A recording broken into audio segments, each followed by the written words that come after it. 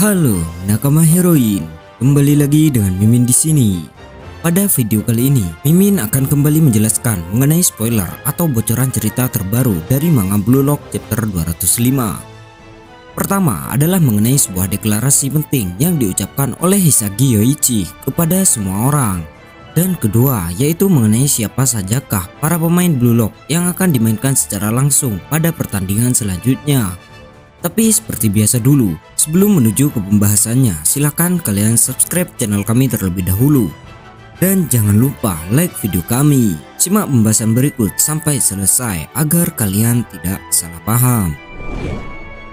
Kita mulai dari yang pertama. Pada awal chapter kita pun langsung dikejutkan dengan sebuah hal yang luar biasa menarik, dimana pada momen ini akhirnya Isagi pun berhasil dinobatkan sebagai man of the match atau pemain terbaik di dalam pertandingan sebelumnya. Di dalam pertandingan sebelumnya yang telah dilakukan, yaitu antara tim Bastard Mountain melawan tim Mansion City. Ditambah ranking dari Isagi Yoichi, ternyata berhasil melesat jauh sampai menuju ke peringkat nomor 4 dengan total gaji per tahunnya sebesar 50 juta yen. Berdasarkan semua hal itu, maka kali ini Isagi lah yang kembali dipilih oleh para reporter dari majalah olahraga di Jepang untuk menjalani sebuah interview singkat.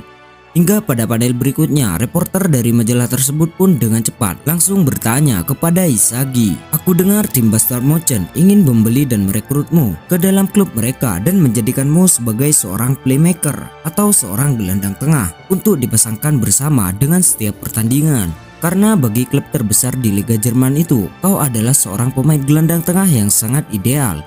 Mengingat pada pertandingan sebelumnya, kau telah berhasil menunjukkan kualitasmu, baik di sisi penyerangan maupun di sisi pertahanan. Nah, berdasarkan statement dari klub tersebut, maka bagaimanakah menurut pendapatmu mendengar pertanyaan itu?" Kemudian Isagi pun dengan cepat langsung menjawabnya, "Aku sangat bersyukur jika pada akhirnya dunia mau mengakuiku sebagai seorang pemain tengah yang hebat. Namun saat ini, aku masih tidak ingin membuang semua egoku dan juga cita-cita terbesarku, yaitu untuk bisa menjadi seorang striker terhebat di dunia. Ditambah aku pun sangat ingin sekali menang dengan menggunakan goalku sendiri. Jadi sampai kapanpun aku tidak akan pernah berhenti untuk terus mencoba merebut posisi striker nomor 1. Baik itu di tim utama Bastard Mountain ataupun di tim nasional Jepang." Melihat respon dan jawaban dari Isagi tersebut, seketika reporter majalah yang ada di depannya pun menjadi sangat terkejut. Karena ternyata walaupun sudah mendapatkan pengakuan dari dunia, faktanya Isagi masih mempunyai sebuah misi lain yang jauh lebih besar daripada pencapaiannya saat ini. Kemudian kita masuk ke poin bocoran yang kedua. Setelah beberapa saat berlalu, atau tepatnya setelah Isagi sudah selesai melakukan interviewnya dan berkumpul lagi bersama dengan Igarashi serta Kurona, tiba-tiba saja di hadapannya muncullah salah satu pemain dari tim Z yang kebetulan memiliki klub profesional yang sama seperti Isagi, yaitu Bastard Mountain. Dimana pada momen ini Raichi yang baru keluar dari kamar mandi langsung berteriak kepada Isagi, "Ternyata kalian ada di sini ya. Ngomong-ngomong, bagaimana perasaanmu, tuan pemain terbaik? Apakah kau sudah merasa puas atas semua pencapaianmu ini?" Mendengar ucapan sinis dan sarkas dari Raichi, Igarashi dan Kurona yang ada di sebelahnya seketika langsung berbalik meledek Raichi. "Aku tahu kau pasti berlagak sok keren seperti ini karena pada dasarnya kau sendiri juga cemburu dengan semua prestasi dari Isagi. Jujur saja Raichi, dan akui kalau permainan dari Isagi pada pertandingan sebelumnya memang layak untuk mendapatkan penghargaan sebagai pemain terbaik." Melihat respon dari kedua orang temannya, Raichi pun lebih cepat langsung membalasnya lagi. "Hah? Apa kau pikir saat ini aku sedang iri dan berusaha menghibur diriku sendiri? Dengar, sejak awal kompetisi ini dimulai, akulah orang yang paling jujur dengan semua perasaan yang aku alami daripada kalian semua. Lagi pula, apakah kalian tidak bisa melihat ekspresi wajah frustasi dan juga kesal yang terpampang di wajahku ini? Coba saja kalian bayangkan, Isagi adalah pemain yang selalu berjuang bersama dengan kita sejak dia masih berada di dalam tim Z. Namun tiba-tiba saja waktu cepat berlalu dan saat ini Isagi pun sudah berhasil menjadi salah satu pemain yang trending di seluruh dunia." Tidak hanya sampai di situ, karena pada berikutnya dengan penuh emosi, Raichi pun kembali melanjutkan semua perkataannya.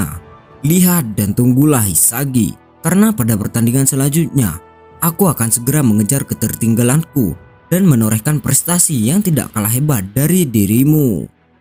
Nah, di momen inilah Isagi pun seketika langsung meresponnya sambil tersenyum kepada Raichi. Baiklah, cepat kejar aku, wahai sang monster stamina tak terbatas. Jadi pada poin bocoran yang kedua ini, jiwa kompetitif dari Raichi pun seketika langsung terbakar berkat semua pencapaian yang telah berhasil diraih oleh Isagi, hingga pada akhirnya menunjukkan semua kemampuan terbarunya kepada Master Noel Noah supaya dirinya bisa dimainkan pada pertandingan mereka selanjutnya. Setelah Raichi berhasil mencuri perhatian dengan semua kata-kata atau deklarasi yang baru saja diucapkan. Selanjutnya kini giliran Yukimiya yang kembali mendapatkan sorotan pada chapter barunya nanti, dimana pada momen ini nampak Jinpachi Ego memulai pembicaraan kepada Yukimiya dengan berkata seperti ini. Yuki, tolong berkata jujur kepadaku mengenai bagaimana kondisi matamu dan sudah seberapa parah penyakit yang kau derita. Mendengar pertanyaan dari Jinpachi Ego, Yuki pun seketika menjadi sangat terkejut karena faktanya dia sama sekali tidak menyangka bahwa ternyata Jinpachi Ego sudah tahu dengan masalah yang saat ini sedang dihadapi. Hingga pada satu momen yang sama itulah Yuki pun seketika langsung meminta maaf dan juga menjelaskan mengenai apa alasan berbohong kepada semua orang yang ada di dalam kompetisi ini. Belum sempat Yuki melanjutkan perkataannya, tiba-tiba saja Jinpachi pun langsung memotongnya dan malah memberikan sebuah kabar baik kepada Yukimiya. Intinya saat ini Yukimiya mendapatkan sebuah penawaran yang luar biasa. Yukimiya mendapatkan sebuah penawaran yang luar biasa mengejutkan dari salah satu klub sepak bola terbaik yang ada di Liga Belanda, yaitu tim sepak bola Ajax Amsterdam. Dimana selain mereka berniat untuk merekrut Yukimiya ke dalam tim utamanya, Ajax pun juga menjelaskan kepada Jinpachi bahwa saat ini klub mereka memiliki seorang dokter yang mungkin bisa menyembuhkan penyakit kebutaan yang sedang diderita oleh Yukimiya. Tidak hanya itu, bahkan klub Ajax Amsterdam pun bersedia untuk menanggung semua biaya pengobatan dari Yukimiya supaya Yukimiya bisa segera sembuh dan bisa melihat dengan sempurna lagi. Karena bagi mereka potensi dari Yukimiya sangatlah luar biasa hebat dan sangat sayang sekali untuk dilewatkan. Berdasarkan semua isi bocoran cerita yang ada pada poin ketiga itu, maka saat ini semuanya pun sudah jelas bahwa pemain sepak bola di dunia nyata yang menjadi sumber referensi bagi Yukimiya adalah seorang legenda sepak bola dari klub Ajax Amsterdam dan juga dari klub Juventus. Siapa lagi kalau bukan Edgar David. Dimana pada cerita aslinya Edgar David pun mempunyai sebuah masalah atau sebuah penyakit yang sama persis dengan Yukimiya Kenyu, yaitu sindrom kebutaan. Dan mengingat di dunia nyata penyakit langka dari Edgar David bisa disembuhkan dan dia pun bisa terus bermain sepak bola hingga berhasil menjadi seorang legenda, maka mungkinkah hal yang sama akan terjadi juga pada Yukimiya Kenyu? Sebenarnya selain ketiga poin bocoran utama di atas, nyatanya masih ada beberapa poin pembahasan menarik lagi yang sangat sayang sekali untuk kita lewatkan. Namun karena halamannya terpotong, jadi cukup dulu untuk pembahasan kali ini. Kita nantikan rilis chapter resminya pada hari Rabu dan Mimin akan mengulasnya.